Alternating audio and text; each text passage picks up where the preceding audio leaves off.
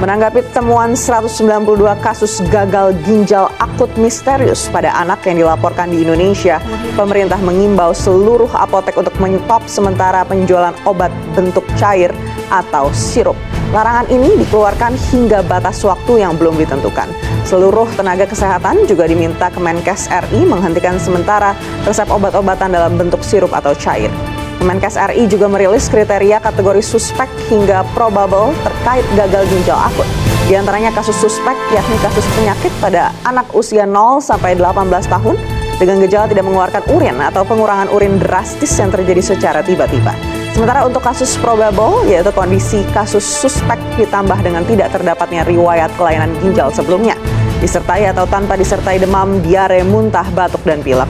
Dan pemeriksaan USG didapatkan bentuk dan ukuran ginjal normal, tidak ada kelainan seperti batu, kista, atau massa.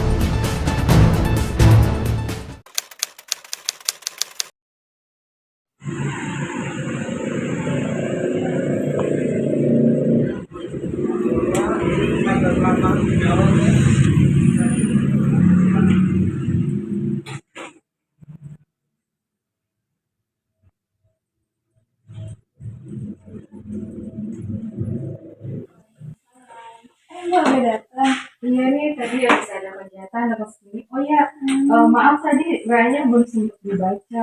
Iya nggak apa-apa tadi cuma ngirim ini sih berita aja.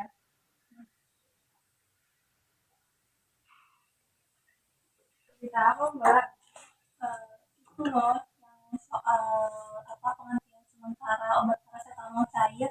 Mbak belum tahu. Oh itu baru baca sekilas sih Mbak. Baru baca sekilas. Terus jadinya gimana Mbak? Iya, kalau di sini sih menurut beritanya nih yang saya baca, coba Mbak buka deh. Saya ada ya, ada ya.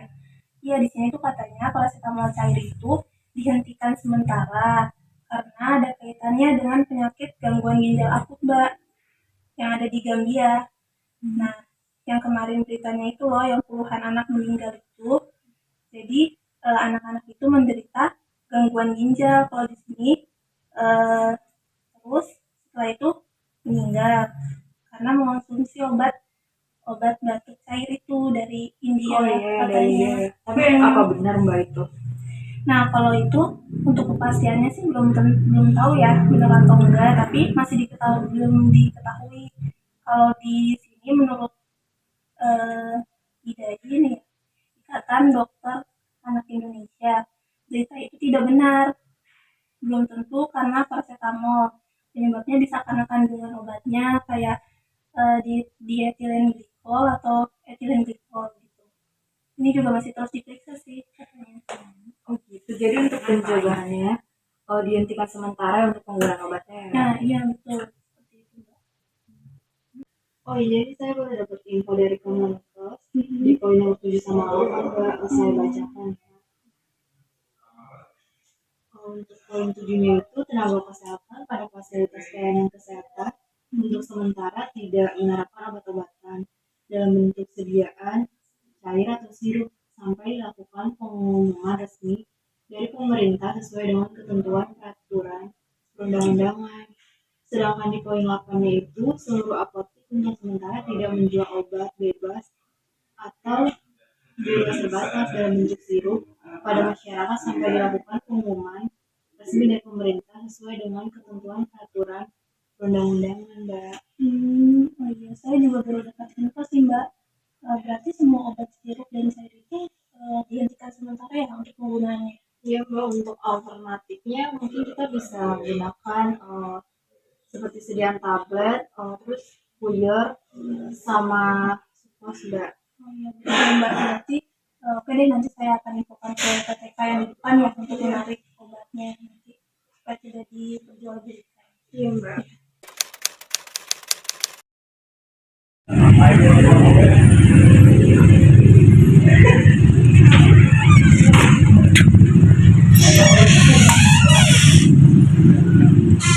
Bisa ya selamat siang di buat ibu saya baru. Saya ingin menanyakan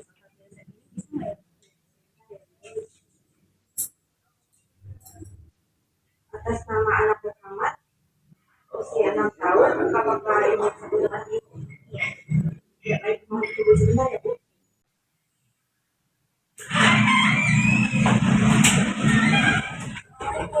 Waalaikumsalam. Ini ada ibu yang tapi didengar saat ini simulasi identikan penjualannya ya. Bagaimana misalkan dalam video aku itu ya, sedang ramai dibicarakan mengenai simulasi ini. Boleh minta tolong didatangkan ke apa kita? Oh iya.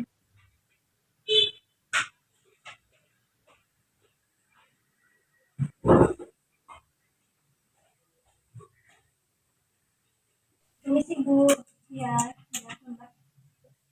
Jadi barusan saya dapat resep. Di resep ini ada salmon sirup buat anak. Tapi yang saya dengar ada peraturan baru dari Kemenkes bahwa salmon sirup itu sementara waktu diberhentikan untuk sementara ini jual belinya. Iya benar Mbak. Tadi saya mau memberitahukan hal itu juga. Jadi bagaimana ya solusinya Bu? Sebentar ya Mbak, saya mau coba telepon dokternya dulu untuk konfirmasi bisa atau tidak, apakah bisa atau tidak obatnya diganti dengan ketersediaan yang lain gitu ya. Oh iya, baik, terima kasih ya. Ya Mbak. Saya infokan ya Mbak, awalnya Mbak datangnya kayak ini.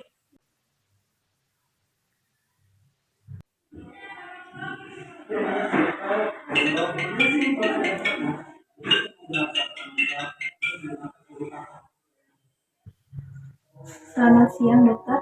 Iya, dengan siapa ya? Ya, perkenalkan, saya Rizka dok dari saya praktek penanggung jawab apotek di klinik Mawar dok.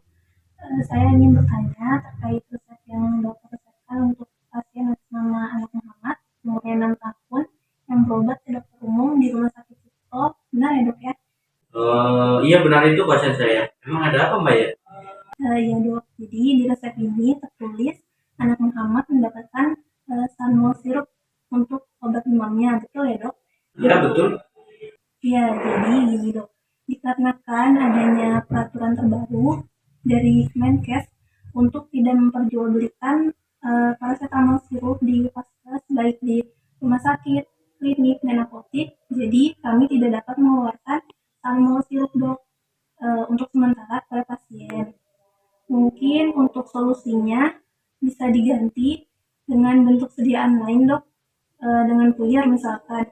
Apakah dokter setuju? Boleh Mbak. Kalau begitu diganti aja dengan buyer ya. Untuk dosisnya bagaimana ya dok ya? Gini aja Mbak, nanti saya buatkan resep. Ya. Nanti saya kirim lewat WA Mbak ya. Nanti saya buatkan, saya kirim lewat WA. Oh boleh, boleh dok. WA saya kebetulan nomor ini ya dok ya. Oke baik. Baik dok, terima kasih. Maaf mengganggu waktunya dok. Iya Mbak, sama-sama.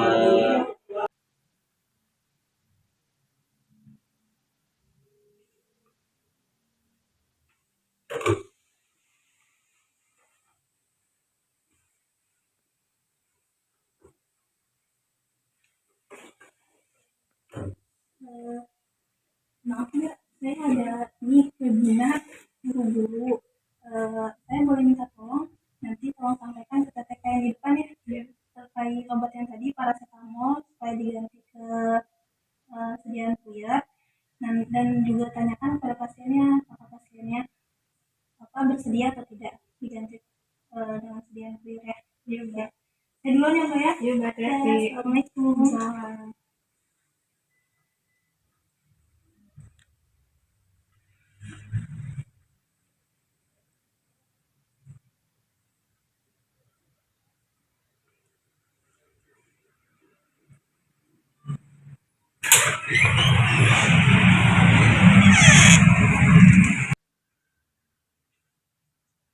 Ini untuk pasien anak atas nama Muhammad, itu dibagi ya bentuknya sediaan sirup jadi puyer aja.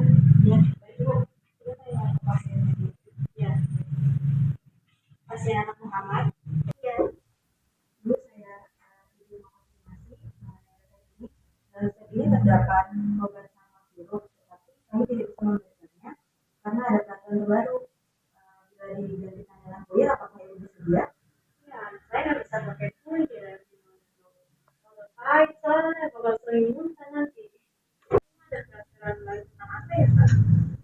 Oh, baik Ibu, saya apoteker. Di sini saya bantu jelaskan itu, silakan dulu.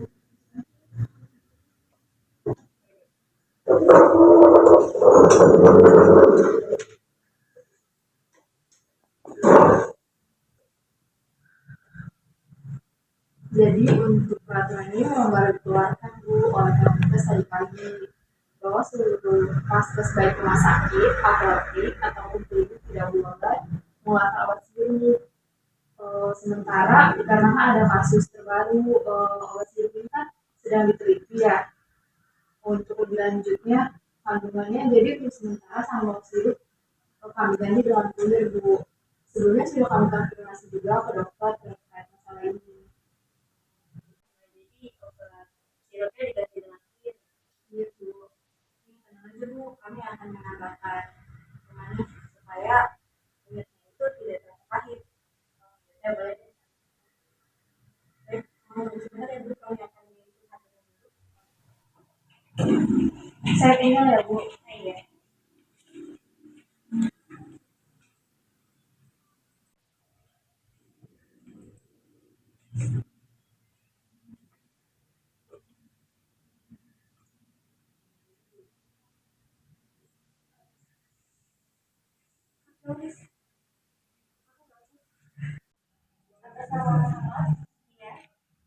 Kalau obatnya jadi tombol itu ya.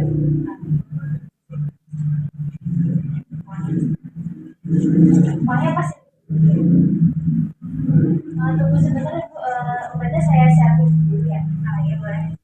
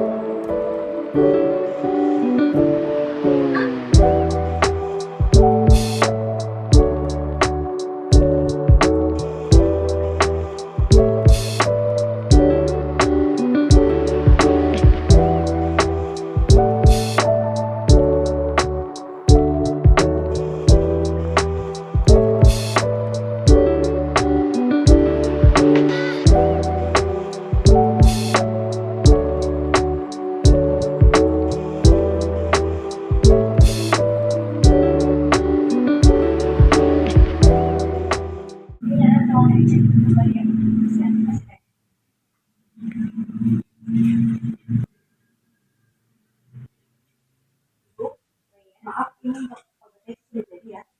Obat demam diminum 3 kali sehari sesudah makan. Terima kasih ya, sama-sama, semoga akan sembuh ya.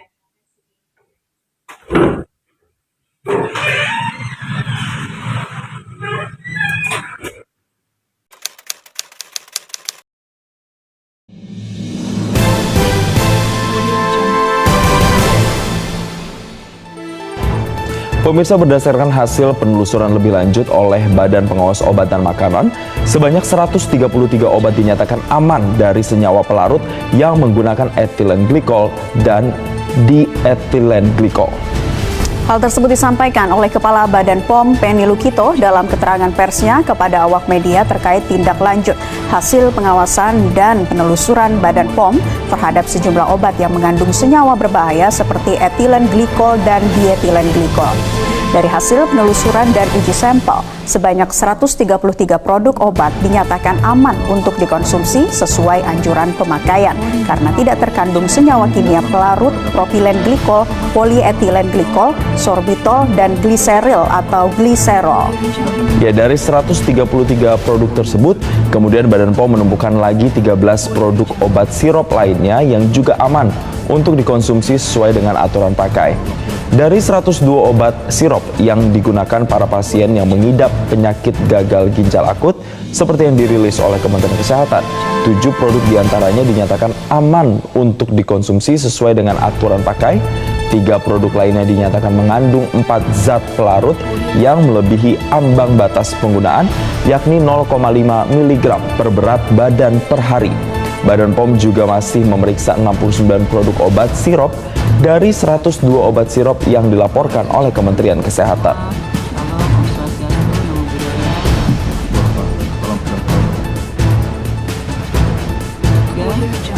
Hadir online Profesor Dr.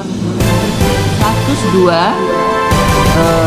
obat, itu ada 23 produk tidak menggunakan keempat pelarut tersebut ya, propilen glikol, polietilen, glikol, sorbitol, dan atau gliserin, sehingga aman digunakan.